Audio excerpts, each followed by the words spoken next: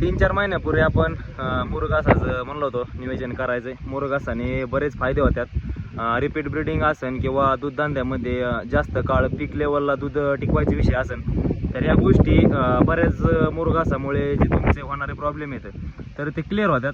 तर आपण फक्त बोलून नाही दाखवलं, तर आता आपलं एक 50 टनाचं नियोजन आहे आणि इथून पुढं पण अजून 3-4 महिन्यानंतर एक 100 टनाचं टार्गेट आहे. आता 50 टनाच्या मानाने आपण खड्डा करणार आहे आणि त्याच्यामध्ये एक 4-5 दिवसामध्ये आपण 50 टन मुरघास भरणार आहे. तर ज्यांना बऱ्याच जणांना शक्य होईल त्यांनी सगळ्यांनी मुरघास करायचा प्रयत्न करायचा आहे. त्याच्यामुळं बऱ्याच साऱ्या गोष्टी तुमचे जे खर्च होणार अतिरिक्त तर तो खर्च होणार नाही आणि मग बऱ्याच साऱ्या आपल्याला दूध व्यवसायामध्ये पुढं जायला पण धंदा करायला पण थोडं जरा उत्साह येणार आहे. बाकीचं रोज चारा आणणे असन किंवा रोज रोज जाऊन कुट्टी करणे असन ह्या गोष्टींपासून थोडा आराम भेटतोय.